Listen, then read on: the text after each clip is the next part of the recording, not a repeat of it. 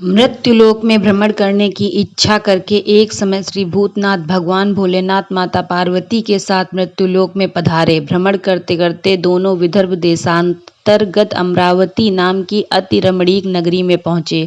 अमरावती नगरी स्वर्ग के समान सुंदर, सभी प्रकार के सुखों से परिपूर्ण थी।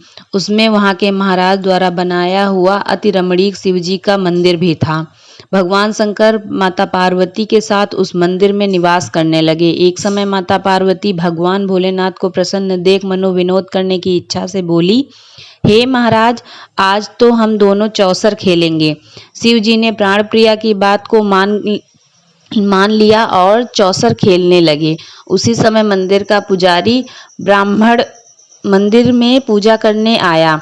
माता पार्वती ने पुजारी से प्रश्न किया, पुजारी जी बताओ, इस बाजी में हम दोनों में से किसकी जीत होगी? ब्राह्मण बिना विचार किए जल्दी में बोल दिया, अब महादेव जी की जीत होगी। थोड़ी देर में बाजी समाप्त हो गई और पार्वती जी की जीत हुई। पार्वती जी को बहुत गुस्सा आया और ब्राह्मण को झूठ बोलने के अपराध के कारण श्राप देने को चली। भोलेनाथ ने माता पार्वती को बहुत समझाया, लेकिन उन्होंने ब्राह्मण को कोढ़ी होने का श्राप दे दिया। कुछ समय बाद पार्वती जी के श्रापवश पुजारी के शरीर में कोढ़ पैदा हो गया। बहुत अधिक दुखी रहने लगा पुजारी। पुजारी को श्राप का कष्ट भोगते हुए जब बहुत दिन गुजर गए, तब एक दिन देवलोक की अप्सराएं शिव जी की पूजा करने की इच्छा से उसी मंदिर में पधारी। पुजारी के कोढ़ के कष्ट को देखकर उन्हें बड़ी दया आई। उन्होंने उनसे रोगी होने का कारण पूछा। पुजारी ने निसंकोच सारी बातें उन्हें बता दी। वे अप्सराएं बोली, हे पुजारी, अब तुम अधिक दुखी मत हो। भगवान शिव तुम्हारे सारे कष्टों को दूर कर देंगे। तुम सब व्रतों से श्रेष्ठ 16 सोमवार का व्रत भक्ति भाव से किया करो। पुजारी ने अप्सराओं से नम्रता पूर्वक 16 सोमवार व्रत की विधि पूछी। अप्सराओं ने बताया, सोमवार को भक्ति भाव से व्रत करो, साफ वस्त्र पहनो, संध्या व उपासना के बाद आधा सेर गेहूं का आटा लो, उसमें 3 भाग करो और घी, गुड़, दीप, नैवेद्य, मूंगफली, बेलपत्र, जनेऊ, जोड़ा, चंदन, अक्षत, पुष्पादि के द्वारा प्रदोष काल में भगवान शंकर की विधि से पूजा करो। तत्पश्चात 3 भागों में से 1 भाग शिव जी को अर्पण करो। बाकी 2 शिव जी का प्रसाद समझकर उपस्थित लोगों में बांट दो और आप भी प्रसाद समझकर खाओ। इस विधि से 16 सोमवार व्रत रखो। 17वें सोमवार को पाव सेर पवित्र गेहूं के आटे की बाटी बनाओ, उसमें घी और गुड़ मिलाकर चूरमा बनाओ। भगवान भोलेनाथ को भोग लगाकर उपस्थित भक्तों में बांट दो। इसके बाद कुटुंब सहित प्रसाद लो तो शिवजी की कृपा से उनकी सभी मनोकामनाएं पूरी हो जाती हैं। ऐसा कहकर अप्सराएं स्वर्ग को चली गईं। ब्राह्मण ने यथाविधि 16 सोमवार व्रत किया तथा भगवान शिव जी की कृपा से वह रोग मुक्त होकर आनंद प्राप्त करने लगा। कुछ दिन बाद शिवजी और पार्वती जी उस मंदिर में पुनः पधारे। ब्राह्मण को रोग मुक्त देखकर पार्वती जी ने ब्राह्मण से रोग मुक्त होने का कारण पूछा। ब्राह्मण ने 16 सोमवार व्रत कथा सुनाई।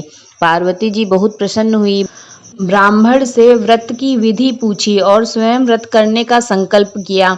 व्रत करने के बाद उनकी मनोकामना पूरी हुई और उनके रूठे बेटे स्वामी कार्तिकेय स्वयं माता के आज्ञाकारी हुए। कार्तिकेय जी को अपना यह विचार परिवर्तन का रहस्य जानने की इच्छा हुई। वे माता से बोले, हे माता, आपने ऐसा कौन सा व्रत किया जिससे मेरा मन आपकी ओर आकर्षित हो गया? पार्वती जी ने वही 16 सोमवार व्रत कथा कार्तिकेय जी को सुना दी। कार्तिकेय जी ने कहा, इस व्रत को मैं भी करूंगा क्योंकि मेरा प्रिय मित्र ब्राह्मण बहुत दुखी दिल से परदेश गया है। मेरी उससे मिलने की बहुत इच्छा है। कार्तिकेय जी ने भी इस व्रत को किया और उनका प्यारा मित्र मिल गया। मित्र ने इस आकस्मिक मिलन का भेद पूछा तो कार्तिकेय जी बोले, हे मित्र, हमने तुम्हारे मिलने की इच्छा करके 16 सोमवार का व्रत किया था। अब तो ब्राह्मण मित्र को अपने विवाह की बड़ी चिंता हुई। उसने कार्तिकेय जी के व्रत की विधि पूछी और यथाविधि व्रत किया। व्रत के प्रभाव से जब वह किसी कार्य से विदेश गया था, वहां के राजा की लड़की का स्वयंवर था। राजा ने प्रण किया था कि जिस राजकुमार के गले में सब प्रकार से श्रृंगारित हथनी माला डालेगी, मैं उसी के साथ अपनी पुत्री का विवाह कर दूंगा।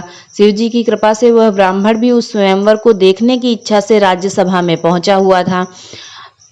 नियत समय में हथिनी आई और उसने जयमाला उस ब्राह्मण के गले में डाल दी। राजा ने अपनी प्रतिज्ञा के अनुसार बड़ी धूमधाम से अपनी कन्या का विवाह उस ब्राह्मण के साथ कर दिया और ब्राह्मण को बहुत सारा धन और सम्मान देकर संतुष्ट किया। ब्राह्मण सुंदर कन्या पाकर सुख से जीवन व्यतीत करने लगा। एक दिन राजकन्या के अपने पति से प्रश्न किया, हे प्राणनाथ, आपने ऐसा कौन सा भारी पुण्य किया था जिसके प्रभाव से हथिनी ने सब राजकुमारों को छोड़कर आपको वरण किया?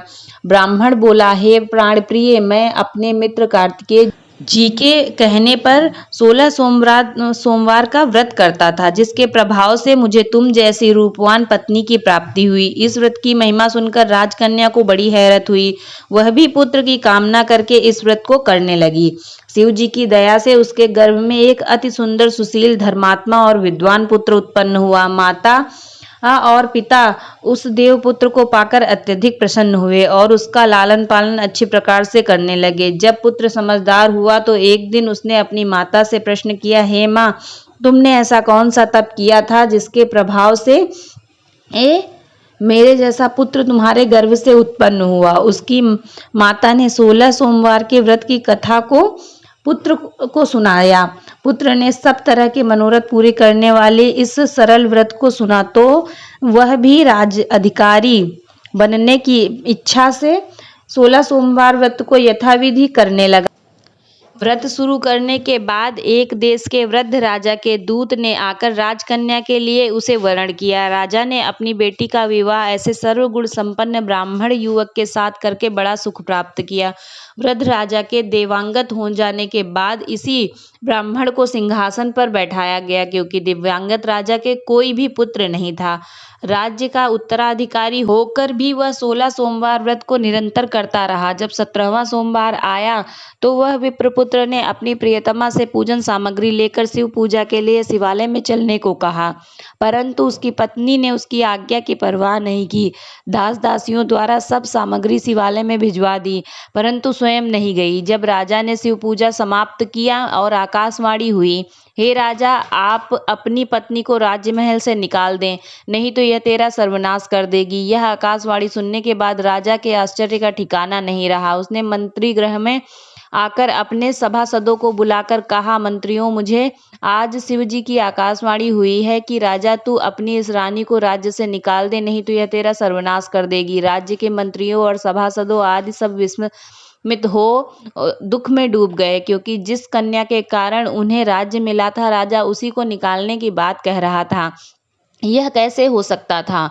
पर राजा ने मंत्रियों की परवाह नहीं की। उसने अपनी रानी को राजमहल से निकाल दिया। रानी दुखी हृदय से भाग्य को कोसती हुई राज्य के बाहर चली गई। बिना पदत्राण, फटे हुए वस्त्र पहने हुए, दुख भूख से हृदय से भाग्य को कोसती हुई चली जा रही थी कि उसे एक अचानक बुढ़िया से भेंट हुई, जो सूत काट कर बेचने जाती थी। रानी की करुण दशा देखकर वह बोली, चल तू मेरा सूत बिकवा दे, मैं बूढ़ी हूँ, भाव करना नहीं जानती। यह बात सुनकर रानी ने बुढ़िया के सिर से सूत की गठरी उतारकर अपने सिर पर रख ली। थोड़ी देर के बाद आंधी आ गई और बुढ़िया का सारा सूत पोतली सहित उड़ गया। बेचारी बुढ़िया पछताती रह गई। उसने रानी को अपने से दूर रहने को कहा।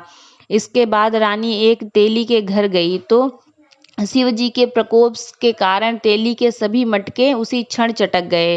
तेली ने भी रानी को अपने घर से निकाल दिया। बहुत से दुखों को उठाती रानी एक नदी के किनारे गई तो नदी का सारा जल सूख गया।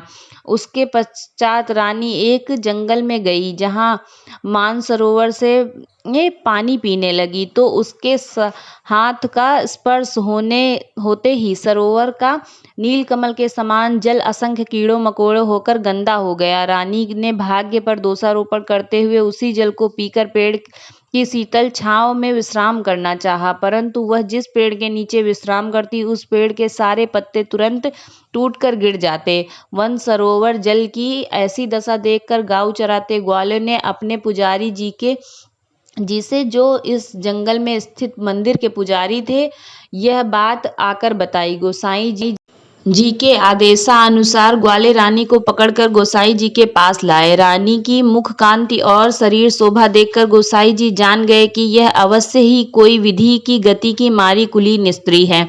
पुजारी जी ने रानी से कहा, पुत्री, मैं तुमको अपनी पुत्री के समान रखूंगा। तुम मेरे आश्रम में आकर रहो, मैं तुम्हें किसी प्रकार का दुख नहीं होने दूंगा। गोसाई जी के वचन सुनकर रानी को धीरज हुआ।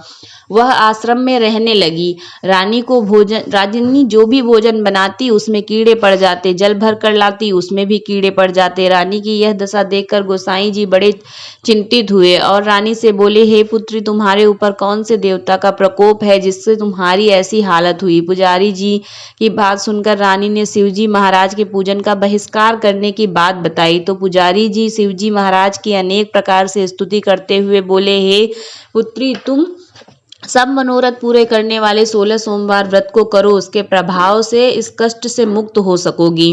गोसाई जी की बात मानकर रानी ने 16 सोमवार व्रत किए, जिससे 17वें सोमवार को विधि विधान सहित पूजन किया। उस पूजा के प्रभाव से राजा के हृदय में विचार आया कि रानी को गए बहुत समय बीत गया है, न जाने कहाँ कहाँ भटकती होंगी, उन्हें ढूंढना चाहिए। यह सोचकर रानी को तलाश करने के लिए राजा ने चारों दिशाओं में दूत भेजे।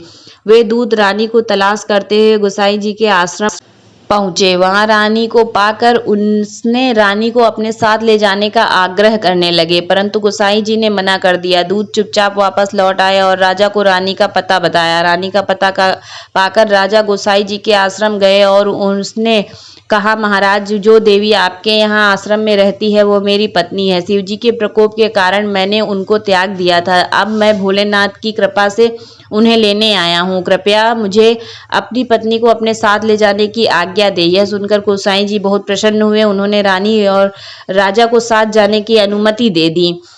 राजा बड़ी प्रसन्नता के साथ रानी को महल में लेकर आए। सारे राज्य में उत्सव मनाया गया और चारों तरफ प्रसन्नता की लहर दौड़ गई। सारी प्रजा में अपनी रानी को आने पर खुशियां मनाई। राजा और रानी फिर नियम पूर्वक 16 सोमवार व्रत का पालन करते हुए बहुत समय तक आनंद पूर्वक भूलोक पर निवास करते रहे। अंत समय में दोनों को मोक्ष की प्राप्ति हुई। इस प्रकार जो मनुष्य 16 सोमवार व्रत को श्रद्धा पूर्वक करता है, उसकी सभी मनोकामनाएं भगवान शिव शंकर की कृपा से पूर्ण होती हैं और वह मोक्ष को प्राप्त करता है। भगवान भोलेनाथ की जय।